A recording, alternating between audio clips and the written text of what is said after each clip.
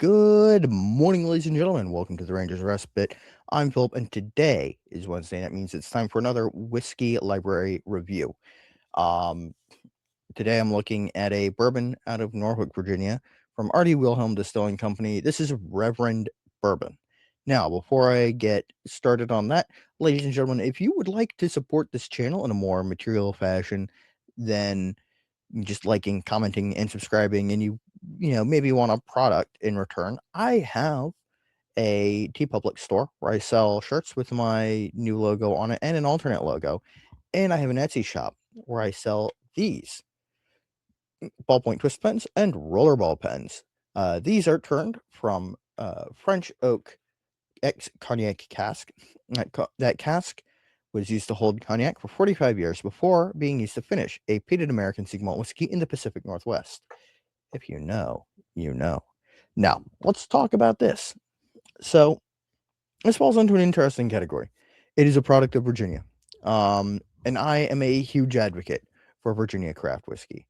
I am always happy to talk about Virginia distilleries, whether they're sourcing, distilling their own, or a blend of the two.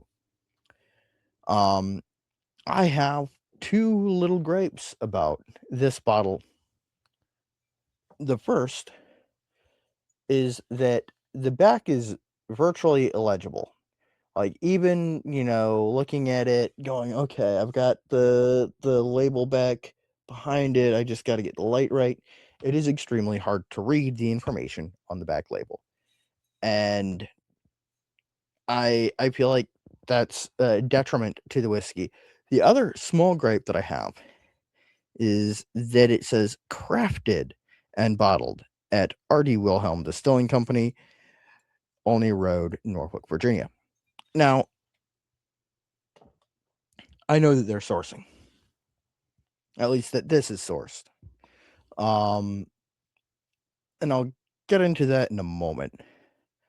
But the usage of the phrase "crafted by" is very specifically not distilled by. The reason for that is because if you do not distill it yourself, you cannot say distilled by. You can say crafted, produced, finished, blended, but you can't say distilled by if you don't distill it yourselves.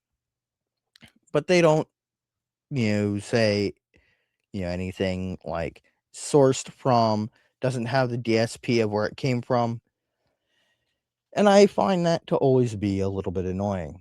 And I've been a little bit more of a stickler for that lately, and that's really just a me thing. Sourcing isn't a bad thing. I want everybody to be transparent about it. No, I do absolutely 100% believe when they say that they are distilling, just that their own distillate isn't ready yet. And there's no shame in saying our distillate isn't ready yet, so we have decided to source a stopgap. Pardon me for just a moment. I'm going to mute my mic.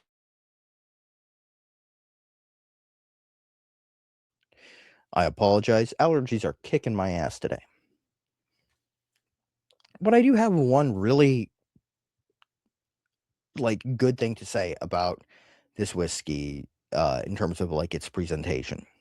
Before I get into notes and my thoughts on the spirit in the bottle. The first is that I really do love the very nice, simplistic, uh, classy, like that single stripe. All their spirits are color coded at the bottom of that label. And I think that that's very good. And I think it looks nice and clean. And I like the dog collar on the bottles. Dog collar being slang for a clerical collar, because those aren't devil's horns. Even though the neck of the bottle says "damned good" around the backside, R.D. Wilhelm was a priest, and this is sort of um a reference to his clerical calling. And I think that it's really clever, and I think that it is really good graphic design. I will say, like, there's like a little bit of a miss there in that people really do look at it and go, "Oh, devil horns." And I and they've said that that's not intentional, that it's supposed to be a clerical collar, and that they, you know, "Oh, what does it say about you that you see devil horns," etcetera, and so forth. It's neither here nor there. Let's talk about the spirit in the class. Now, it's this nice coppery amber color on the nose. It is very nice. If I had to guess, I would guess this is about 60% corn, about 34% rye, and about 6% malted barley. I'd also guess it is about 3 years old.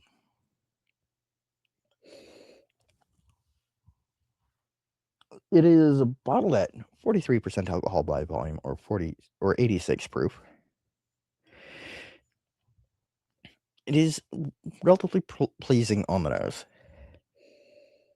There's some nice, soft, barrel-influenced caramels, vanillins, a little bit of, like, butterscotch, toffee-ish notes, and just a little pop of baking spice, a little bit of nutmeg, a little bit of, like, a vegetal note,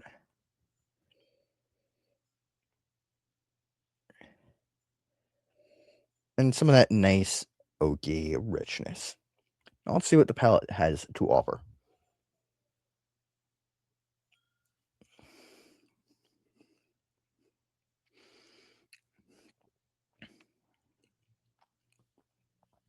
On the palate, it is very thin, not a whole lot of, like, physical body to the spirit.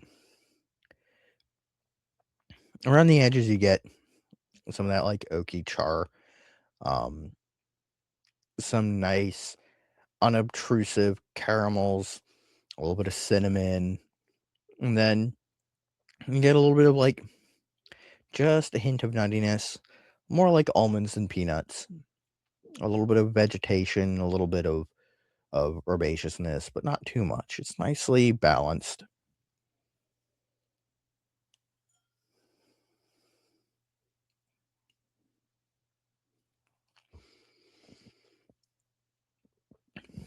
The finish is short, sweet. It hits notes of, like, a creamy vanilla, a little bit of caramel, cinnamon, a little bit of nutmeg, nothing, and it's all gone.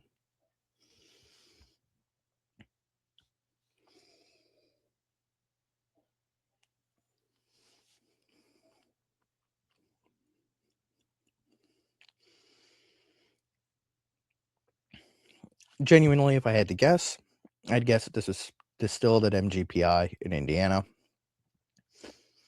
I would bet that it's their high rye mash bill just because it's got that little kick of the rye spice and vegetation notes.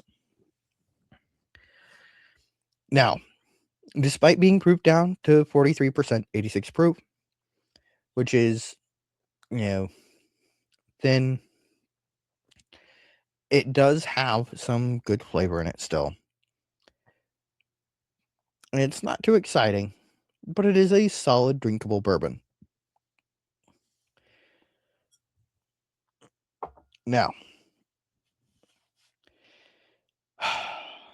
I always ask and answer 3 questions. The first one being, do I enjoy it? This one is actually kinda tough for me. I remember it being better than I find it now, and that may just be my palate. Allergies are really kicking me in the face. Maybe I'm missing something. I may have to come back to this again to get a better idea for it, and that's okay. Um, I'll I'll maybe do that in the future. But, I find it to be a little bit boring. And for me, and I know that, everybody's mileage may vary. I find boring to be a real problem for whiskey with me.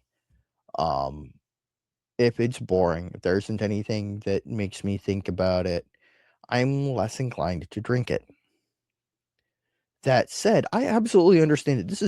This is an ideal whiskey for somebody who isn't a nerd, who doesn't want something that they're going to be like really focusing in on and picking apart. That they're just throwing in with some soda or making an old fashioned or, you know, drinking over rocks. And to each their own. But it's not really for me. The second question, do I think it's a good value? For the money, which when I purchased this was roughly $40. Are there better bourbons on the market? Yes. Are there better craft bourbons on the market? Yes. Are there many in either either category that really occupy the same shelf space? Also, yes, a little bit, but but I think it's a reasonable value. I think it's sort of in the middle of the like sort of near the tipping point of like value. And again, your mileage may vary. You may find this to be the ideal bourbon for you, but it isn't really for me. And that sort of weighs or puts a little bit of a thumb on the valuation scale. And the third and final question, do I recommend it? On the basis of you should try every Virginia craft distillery, absolutely. On the basis of you should try every distillery or try every bourbon that you see that you can afford that strikes your interest, yes. On the basis of do I think that it is one that I can wholeheartedly hand to somebody and recommend and say, I think that you will like this? Not really, unfortunately. Um, that said, I understand its place. And I know that it has a place in the market and that it is popular with a demographic of people that I do not fall into, and that's okay. I know that I'm not a normal whiskey drinking audience. I'm an outlier because I'm a massive nerd, and that's okay. That said, go buy Reverend Bourbon because if they're distilling right now, if they are waiting on their spirit, their own distillate to mature, they need a chance to get there because the spirit that they distill, age, and bottle solely within the Commonwealth of Virginia will be different from this, and it will be probably be better than this. And if we don't support them until they get to that point, we'll never know.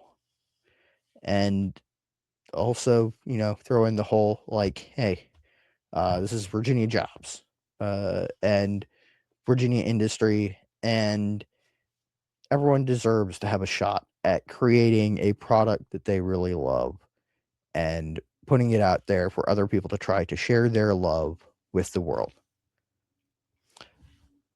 With all that out of the way, ladies and gentlemen, thank you. Oh, wait, hold on. Hold on. I'm getting ahead of myself again.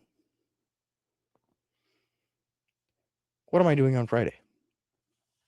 I could spin the wheel. I should spin the wheel. But I believe I have a bottle of a quarterly release, like a whiskey club that I'm a member of, or a subscription, really, not really a club, that I received a bottle of this quarter that I don't believe I reviewed. So I'll review that. And if it turns out that I have and I've somehow missed that, you'll see something else. What is this bottle that I'm talking about? Catoctin Creek. This is the uh, 2026 Q1. It is finished in a Virginia Norton brandy barrel. It is 4 years old. It is exciting, and just maybe it'll get put beside the brandy that was in the barrel that it was finished in. Because I'm enough of a Kentucky Creek fanboy to actually have a bottle of that. Now, with all that out of the way, ladies and gentlemen, I apologize for whinging on for an additional like 5 minutes beyond my usual time. Thank you all for watching. As always, I love seeing you guys here. Until next time, stay happy, stay geeks. Sláinte.